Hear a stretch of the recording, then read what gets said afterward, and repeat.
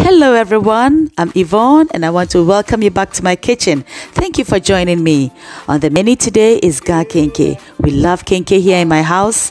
I was born and raised in Accra and that's all we ate. I cook it all the time, but we are out and I need to make some more. Let's face it, Ga Kenkey making is quite a process. It's intensive, but I'm going to show you the easiest way to make it yourself. Today, I'm going to demystify and deconstruct Ga Kenkey making. I can't wait to show you my secret, so let's get started. So here I have my corn which I brought from Walmart. You wonder, why do I have corn here? That's what I'm going to do, using the corn husk from the corn. That's what it's made of, right? So I don't buy corn husks from the stores anymore. I actually do take my shears to Walmart or Kroger or wherever it is I'm buying my corn, and I trim all the nasty, all the annoying things are there, you know, and then I shuck the corn like so. I do it in the store, but I brought this home to show you. Sometimes I bring it home too. I trim all the nasty looking raggedy edges, and I have corn right there. In the summer, you set it out on your deck and it'll dry for you. It'll last you a whole year. And you know, even if it's green like this, it'll be fine. The first time I used this was about 7 years ago. I was making kenkey. I ran out of dough. I had a few balls left and I was out of dough. But then I had corn sitting on the countertop. And I was like, what if I use this? Would it work? After all, it's made of corn husk. And I did. It was green like that. And it worked. It came out beautifully when the kenkey was cooked. I couldn't even tell which was the green husk and which was the dry husk. So since then, you know, I've not been buying husk anymore. It's free, so use it. Okay, go get your corn and use the husk. Take off all these nasty looking things, save your corn, boil it, and then take all these hair-like structures out of the husk, trim off all the nasty edges like that, take out the outer layer that is dry and tough. You know, it's kind of woody a bit, and then you are left with the inner, soft inner husk. I soaked it in hot water in the sink overnight, in hot, salty water to clean it. And here I have my dough. I'm going to split them into 3 equal parts. Okay, so 1 part to be for the aflata. Aflata is partially cooked, so 3 equal parts, and you salt it really well. And we're going to mix the aflata with the raw dough. You need to have this ratio, okay? 2 parts raw dough and then 1 part aflata. I add water. Just add enough water to make it a light cocoa or porridge kind of consistency. We're going to take this to the stove top, salt it to your taste, and you need a spatula to do this. We are the stove top. I'm stirring this till it's just boring. It's kind of like watching paint dry. So just stir it till it begins to thicken up, and then it's aflata. It shouldn't be fully cooked. If you can eat it, then it's banku. It should be just partially cooked, and that's where we are now. So I'm basically I don't know how to explain this process. Just with a spatula, scoop and smash it into the inner walls of the pot, okay, to prevent lumps from forming. It's got to be really soft. If it's hard, you need to add water, and make sure it's hard water that you add, okay? And now we are done. So it's partially cooked. It is not fully cooked. You cannot eat this. We come back to the bowl. I make a well in the middle of my bowl with the raw dough, and I'm going to mix this up, both the dough and the aflata. Just give it a mix, just combine it. That's really all we are doing. It's not going to be perfect, you know, and that's pretty much now. I pour this in a big pan of plepple chinsi to show you this is how my mom and I used to do this to make the kenkey try. It has this unique royal velvety texture, and you just use your hand to wrap it like that, and it's really a process, a long, laborious process. But this is my secret. I'm going to put this into a stand mixer and let it do the job for me. Ladies and gentlemen, behold my secret to the easiest kenkey making process. You can do this yourself. So I start on 1. Then I go up, increase the speed to about 2, maybe after a minute or so, and then I'll go up to 3, and just like that. Then you, of course, just like making a cake or something, you stop halfway, use the spatula to clean out the edges, bring everything together, and then I go back into, creaming. We are basically creaming this dough, and this is what is going to give us that I don't know how you say in English, but you know, that's velvety, unique kind of texture. It's so smooth. smooth. And if there are any lumps, it breaks everything down for you.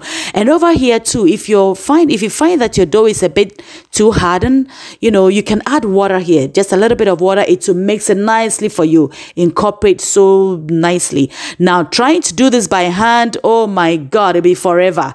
But the machine is doing it for us. It's just as simple as that. I was so glad I discovered this about a year ago. I was making kenkey and I was so exhausted, and then I had the stand mixer on the table on the countertop from the day before I made cake and left it there.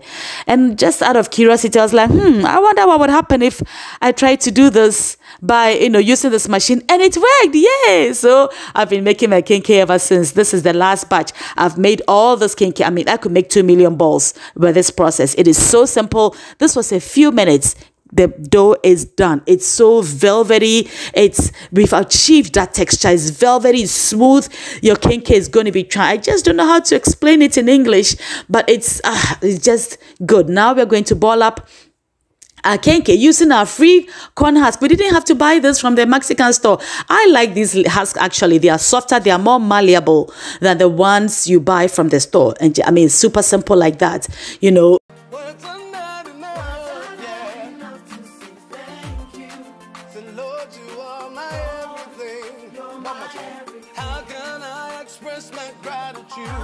Free kenkey, and this is what we do.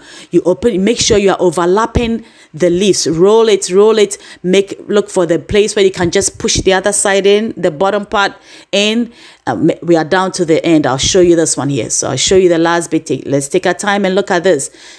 Take your corn husk. You see where the kind of hollows down there, right there, where there's that little hollow. Overlap your leaf. Put your dough inside. Make sure it overlaps. Put your dough inside. Your corn dough, velvety, your luxurious velvety corn dough. And then you get another husk. Look for a good one, a good size husk. Wrap it all up, and then with your left hand, or my left hand, I just held it, and then with my right dominant hand, just kind of twirling, moving around, and then I'll look for the natural part, you know, where the husks join, a natural joint, and then kind of use my other finger to make a hole, just make room and stick that part in there. If it kind of opens up a little bit, no biggie, just get a piece of a dough and put it in there, and then cover it with a husk, okay, and then just clean off the top. We are done. In the bottom of the pan, I put my extra corn husk in there, then I laid my kenkey balls, and then hot water, and this I covered it with the extra corn. I got a lot. It's free, right? All right, so we cover this up and then let it cook about 3 hours. Halfway through, I checked it, added more water. Hot water is what you should do. Always add hot water if you need to add some more, but about 3 hours 3 hours always works for me. Now the interesting thing is that it takes as much time to cook one ball as it does to cook 1,000 balls. So, you know, you can just make a lot. Like the sellers do it in Ghana. They line their pots with a plastic wrap, just like that. And it's what, a 50 pesos a ball of kenkey or something. And tada, here we go. Kenkey is done. Oh my God, it is just beautiful, luxurious, velvety kenkey. We're going to put it back into the bowl, into the rubber. Look at that. It's so easy. We use our corn husk free. We didn't pay for the corn husk. And it's just perfect. You need cold water to work this. It is super hard, okay? We're going to open the plastic bag and then put it back in there to stay warm. We'll just take one and bust it open, and we'll take a look at it and see. We're going to make fish and chofi and pepper to go with this. So let's open this one up. Look at that. Look at that. Oh my God. Look at how soft that is. Look at that. It'll be just as good a whole week later on your countertop. Look at that. Soft, luxurious kenkey. Look at that. Ah. So this was the day before I made it. I didn't have the pepper and all that stuff, because I made the fish and all that. Now this kenkey Nkrai Dorkono. Look at that. Now the bottom of the kenkey, it's this liquid. We call it otinshino. It's just otinshino means the liquid from the bottom of the kenkey. I add Splenda. We can use sugar, mix it and drink. Now in Ghana, when you have malaria or flu or whatever, this is what your parents gave you. I don't know the science behind it, but it worked. Okay, so otinshino, I love it. My kids love it. I mean, we enjoyed it so much. All right, ladies. So we are at the end of our program. I will leave all the ingredients and measurements in the description box below. Please like, subscribe, comment, and share. and hit the notification bell so you don't miss any video that I upload. Try my recipe. Please promise me you would, okay? I'll see you again soon with another delicious and super easy recipe. Until then, stay blessed and happy cooking. Bye-bye. I'm going to continue to drink my otishinu. This is so good. My daughters, everybody's like, they are enjoying the soup. See, it's all gone. It was like here, and this is all that is left. And they took my cup, the first one I made for myself. And if I don't take this now, I wouldn't get any. But this is really good. I mean, no waste. We didn't waste anything. We saved a ton of money. We used the corn husk to make this, and super simple, quick, my kind of cooking. See you again next time. God bless. Happy cooking. Lord, you are my everything. How can I express my gratitude?